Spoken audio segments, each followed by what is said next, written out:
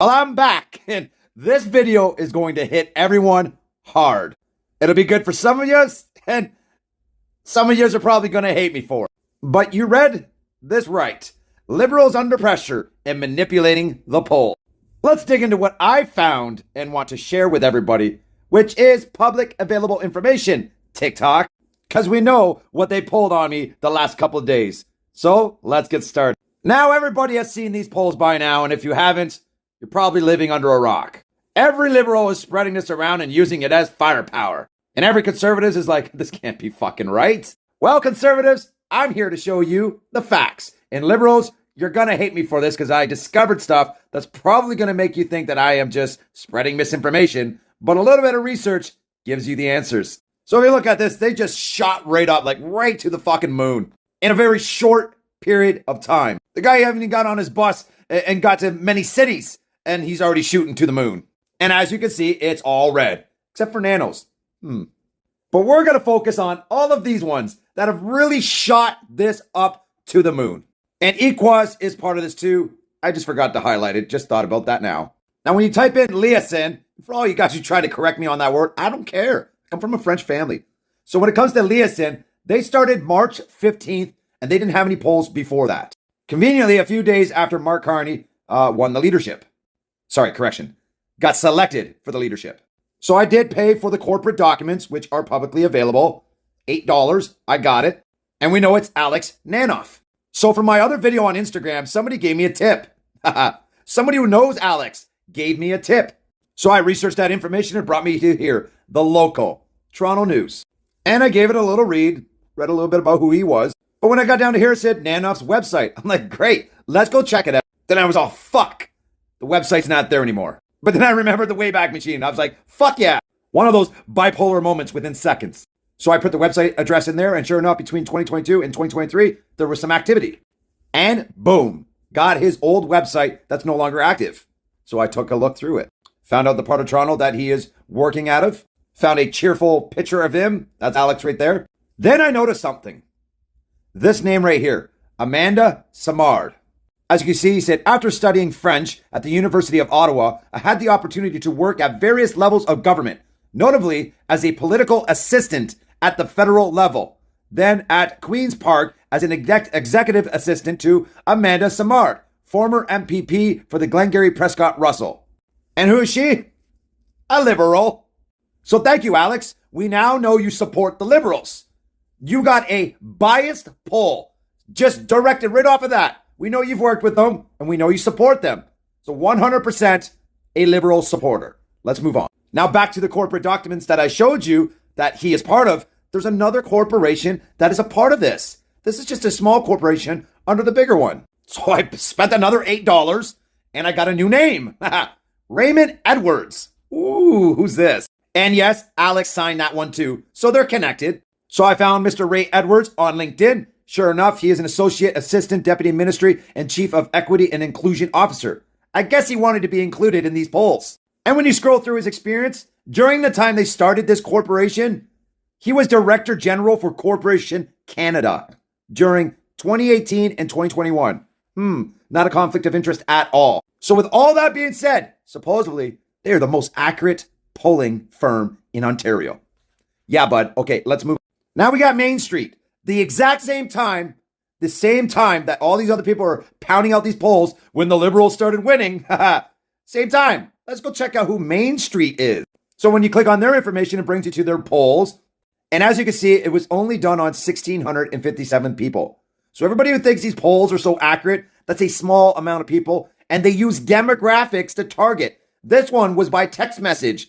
Who are they text messaging? People that signed up to their polling system, or people that are signed up to liberals, or people that are signed up to conservatives. Who knows where they got these numbers from? But that's how they did this one. So I do got these corporate documents as well, another $8, but I could have just went on the website and found out who it was to begin with. And his name is Quito Maggie. Hopefully I said that right. And if you see underneath there, it says during this period of time, Quito became a trusted advisory manager for municipal, provincial, and federal campaigns. In these roles, Quito implemented the analytical techniques he learned in the investment industry to help candidates win. His candidates win. So we already know he's got a biased information as well. There is a party that he likes, and we're going to get to that in a second. And this is lovely Quito right here. Such a dark photo. It just looks like a head on a black screen. You can barely see a suit. But let's get going. Now, here's where things get messed up. This is where the fight starts. And when I say fight, all these pollsters right now are fighting on Twitter. By the end of this show, you're not going to believe any poll that is put up. I'd advise you to just not look at the polls ever again and just know who's going to win from here on in. So I was reading through it and I seen here, Ponyboy and Soda Pop are claiming a 20-point shift in Ontario for the Canadian poll in less than 2 weeks.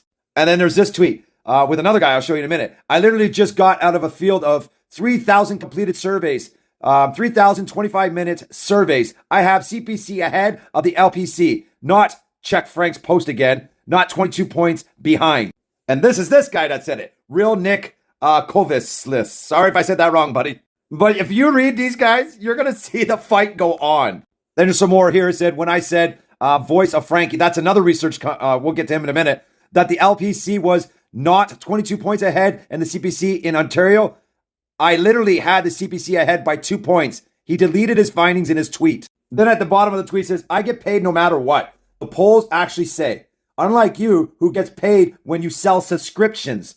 Close race. Now, there's a reason why I believe this guy, and you'll see in a minute. Now, this is Frank Graves, the founder of Ecos Research, and he's retweeting CBC fact check and looking into Pierre Poilievre's investments. So we already know that he's all about sharing stuff that's going to hurt Pierre Poilievre. But let's continue. And just remember, a lot of this stuff is just allegedly, but you can kind of make it out for yourself and go read all these conversations and connect the dots. But this is Nick, the one you're going to want to listen to from Campaign Research. And Nick was one of the Canada's first cloud computing, fully virtual, at-home call center businesses, which he just merged and then joined Campaign Research and now owns it. But what I wanted to point out was Nick was on the Premier Clark's BC Liberal campaign team involved with focus groups that informed the campaign messaging and strategy. He was a Liberal supporter too, like all of the rest of them, but not anymore, and I will show you. So this is the other company he owns, Campaign Support. You can pause to read, and they specialize in polling and research. But check out this tweet. It says right here, knock it off versus go F yourself. I hope Pierre keeps it up and effing wins this thing, as I always have. So with all the polls he does and him saying, I hope Pierre keeps it up, it's quite obvious. Knowing that he used to support the Liberals and no longer does, and everybody else has been now caught supporting Liberals, it's kind of obvious what's going on here. But you all can go check out these tweets back and forth and fight and go down the rabbit hole, and you'll find out for yourself. Then there's Mario Conseco, which is president of Research Co., another one. Look at his experience. He did a lot of writing for newspapers. We already know all about them type of people. But this last one, editorial researcher for The Secret of Mulroney Tapes, which is all about dark secrets of Mulroney. Hopefully I said that right. You guys are always hitting me up about how I pronounce stuff. I don't care, I'm French. But the CRIC, the ones that give out the memberships to these pollsters in order for them to submit their data, you can see that they respond to CTV News article on questionable polls. There's a big alert on it. And Nick is no longer a member, all because of his tweets on social X. So he's hinting ya, I hope Pierre keeps it up and effing wins this thing.